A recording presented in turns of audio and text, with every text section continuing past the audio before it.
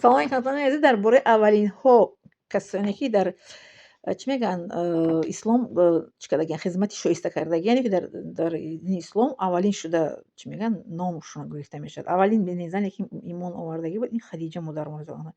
Аввалин зане ки шаҳид шуд дар ислом ин Сумайя бинти Ваҳаб буд, модари Аммор, модари Ёсир. Аммор падараш буд, Ёсир писари Сумайя ибн Ваҳаб. Барое ки писараш ки имон овард, шавҳараш имон овард, худшам ҳомила буд, ба қадрасонан шаҳид шуд, аввалин шаҳид дар ислом. Аввалин кӯдаке ки имон овард и Али ибн Аби Толиб 12 сола будан имон оваранд. Аввалин нафаре ки дар чиз вақти ҷангҳо дар кишварҳои араб ҷанг мекарданд, Аковкаро нишон додан канданд. Аввалин касе ин корро нишон дод ки Салмони Форсӣ буд. خب аввалин халифа дар дини ислом ин Умар ибн Хаттоб буд. Умар ибн Хаттоб халифае буд ки халифаҳо чандта буданд ки аз рӯи чӣ адолат буд, одилш ки ҳуқуқи зан дар якум дараҷа риоя карда мешуд. Зан мард ҳуқуқ надошт ки даст бардора, гап зана, мисол ки зана ноэҳтиромӣ кунад. Зана чигуна ки дар ислом буданд эҳтиром мекарданд. Касе шикоят ки меомад, ҳазрати Умар мегуфт ба занотон бирасед, мегуфт. Занта вақте гирифта будӣ мегуфт пир набуд, кампир набуд, пажмурда набуд. Тира гирифт шабзиндадорӣ кард, кӯдакта нигоҳ бин кард, пир пажмурда шуд. Баред ба занотон бирасед, занотро эҳтиром кунед. Пеши ман дигар наёед шикоят кунед. Ҳамин мегуфт, мардакҳо роя мекард. Занҳое ки шавҳарашон дар сарҳад буд, онҳоро иваз карда шавҳарашон пешшон меовард. Зана ҳамчун зан дар ислом чӣ гуна ки буд, ҳамин дар замони Умар разияллоҳу анҳу чӣ мекарданд? Эҳтиром карда мешуд. Адл, одилӣ буд, гишна набуд, камбағал дар замони Умар разияллоҳу анҳу гишнагӣ, қаҳтигӣ набуд, камбағал дида намешуд, талбанда набуд. Ин хел бигем халифае ки дар ҷаҳон якум гузаштагие, халифаи одил. Хоб аввалин ва охирин пайғамбар ин ки Муҳаммад саллаллоҳу алайҳи ва саллам. Аввалин паёнбаре ки дар тифлияш гап задааст, ин ки аст? Мусо алайҳи салом. خب аввалин табиб духтур дар ислом ин ки аст? Абуали ибни Сино. Аввалин нафаре ки дар чӣ мегӯянд, дар аввалин нафаре ки ҳадисҳои Пайғамбари саллаллоҳу ҷамъоварӣ кардагист Имом Бухорӣ. Ҳадисҳои Пайғамбари саллаллоҳу ҷамъоварӣ кардагӣ Имом Бухорӣ. Ҳама ҳадисҳои Пайғамбарон 7000 зиёд, қариб 8000 бигем. ҳисоби муайянаш намедонам, 7000 зиёда медонам. Аввалин нафаре ки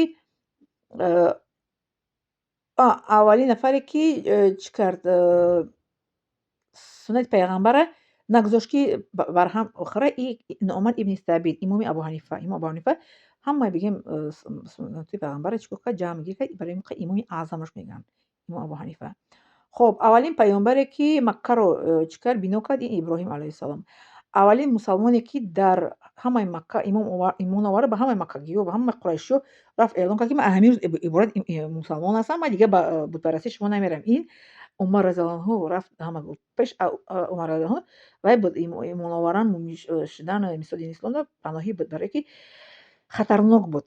Ба ин вақте ки имон овард, аллакай имонаш рафт дар байни ҳамон қадар қурайшиҳо, барое ки ин бисёр вай буд. Бадтарин инсон буд. Медонӣ бадтаринаш чӣ буд? Ки мехост ки пайғамбарро ба қатл расонад. Яке аз бадтарин буд, ки бадтар инсон ҳисобида мешуд. Имон ки овард, ҳамаи ҳамун чизо калонои Макка шок дағалиданд ки чӣ қадр имон оварад. Барибар ҳамаро хабар дод ки ман ҳамин рӯз иборат мусалмон ҳастам, ман ба назди дигар бо ҳамроҳи шумо ба бутпарастӣ намеравам. Хоб аввалин нафаре ки гӯшашро шикор кардагиян, ин зани якуми ҳазрати Иброҳим алайҳи салом, бохчонашро гӯшаш шикор кардагия, ки дар назди ҳазрати Иброҳим алайҳи салом безеб бинамояд. Гӯш шикор кардан суннати пайғамбарам нестай, шикор накарданашам гуноҳ нестай. Гӯша шикор кардан аз нуқтаи назари ислом суннат нестай, карданаш иҷозат аст, лекин накунӣ гунаҳгор намешӣ. Воқеъ надорад, лекин аз нуқтаи назари медисина то 12 солагӣ кӯдака бояд ки гӯшро шикор накунӣ, баъд аз 12 солагӣ бояд шикор кунӣ гӯши кӯдака. خب аввалин паёнбареро ки хатна карда буданд, ин ки буд? Хатна кардан аз замони ҳазрати Иброҳим алайҳи салом омадагӣ. Аввалин бор хатнаро дар замони пайғамбар Иброҳим кардагӣ. Аввалин зани мусалмоне ки зани мусалмон гуфтем гӯшашро. Аввалин касе ки азон гуфтагӣ буд дар минбари Пайғамбар саллаллоҳу алайҳи ва саллам, ин ки буд вай Билол. Билоли чӣ мегӯянд? Ҳабашӣ, аз вай Эфиопияи ҳозира. Хоб аввалин зане ки бемард фарзанд ба дунё овард, ин Марьям, модарамон, модари Исо алайҳи салом.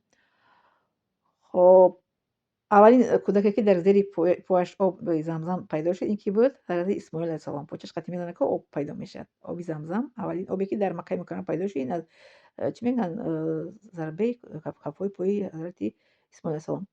аввалин паёнбаре ки чӣ шудаги буд? Азизистин аввалин паёнбаре ки ҳамаро муттаҳид кард дар рӯи олам, ин ки аст? Пайғамбари мо Муҳаммад саллаллоҳу алайҳи ва саллам. Хоб аввалин шаҳид аз мардҳое ки буд, шаҳид аз мардҳо Ҳамза, амаки пайғамбарон, аввалин шаҳид дар ислом Ҳамза шудагиае. Шаҳид шудагиае. Хоб ина гуфтем, чӣ қадаре ки вай кардам ба шумо ҷамъоварӣ кардам. Ира аз ҳамун чизи зеҳни худам чӣ қадар ки медонистам барои шумо пешниҳод кардам. Поделиться кунем, ба шиносотон роя кунем иншоаллоҳ ва лайк мондану подписаться фаромӯш накунем. Миннатдорам аз шумо.